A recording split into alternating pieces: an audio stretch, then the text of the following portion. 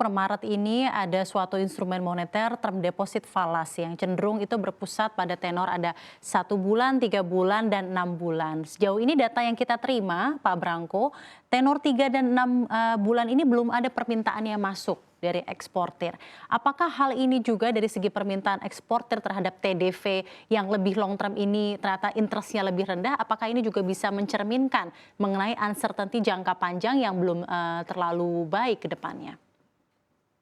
Betul. Jadi Mbak Safrina kalau kita lihat satu bulan ya yang favorit Ya, itu menunjukkan ada beberapa hal. Nomor satu, eksportir ini juga perlu biaya untuk dibayar ya dalam bentuk US dollar. Jadi ada kemungkinan ini juga berhubungan dengan penerimaan yang dipakai nanti untuk pembayaran juga. Jadi dia nggak bisa terlalu baik. panjang karena dalam jangka pendek ini akan ada biaya-biaya harus dibayar gitu.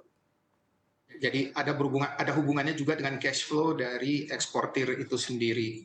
Ya.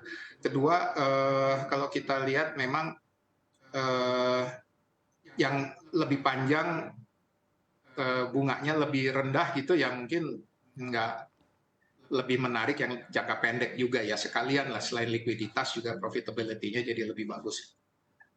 Baik, jadi ada dua hal ya Pak Tetapi ya. ingat Ini silakan yang Pak, lanjut Pak. ya, Maaf Pak, ini agak terpotong ya, sedikit tadi, silakan.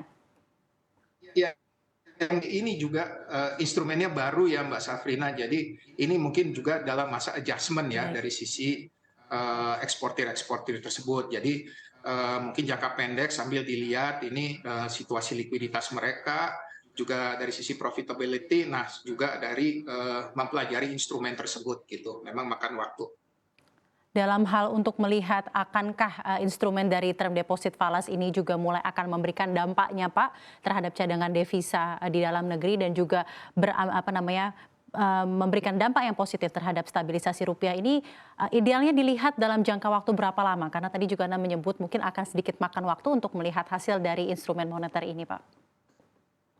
3 sampai 6 bulan kita udah bisa lihat hasilnya sih Mbak Safrina mestinya. 3 sampai 6 bulan. Karena 3 sampai 6 bulan ke depannya kita bisa lihat ya. Baik Pak Branko, ke depannya di tengah situasi ini, bagaimana juga Anda melihat tren demand kredit dan juga ketersediaan pasokan falas di perbankan hingga awal tahun ini, serta ekspektasinya selama tahun 2023, Pak Branko? Kita lihat kalau permintaan untuk kredit ini sudah mulai naik ya Mbak Safrina. Baik itu dari sisi rupiah maupun dolar, terutama dari dolar ini memang demand-nya cukup besar ya. Apa namanya? Eh, kalau kalau untuk rupiah itu kita lihat juga sudah mulai ada demand. Nah, dolar ini ke depannya kalau kita lihat dari sisi liquidity udah mulai getting better. Kita harapkan dengan adanya DHE ini juga getting even better. Perbankan dalam negeri dan luar negeri dari sisi bersaing untuk mendapatkan fund itu sudah mulai lebih dekat ke equal footing ya. Jadi kita bisa berkompet dengan bank-bank di luar negeri dari sisi memberikan harga deposito yang kompetitif kepada nasabah. Ini juga ditunjang oleh produk dari Bank Indonesia DHE yang baru diluncurkan. Jadi kedepannya sih kita semua optimis. Dari sisi siklus ini merupakan busiest time of the year karena mempersiapkan untuk hari raya. Terus habis itu di second half kita akan mempersiapkan untuk pembayaran dividen. Jadi demand dolarnya ini bakalan cukup besar di Q2 sehubungan dengan pembayaran dividen.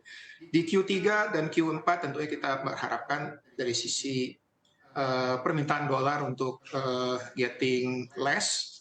Terus kita lihat juga US dollar sendiri juga getting weaker ya. Jadi kita lihat ini juga akan menunjang penguatan rupiah.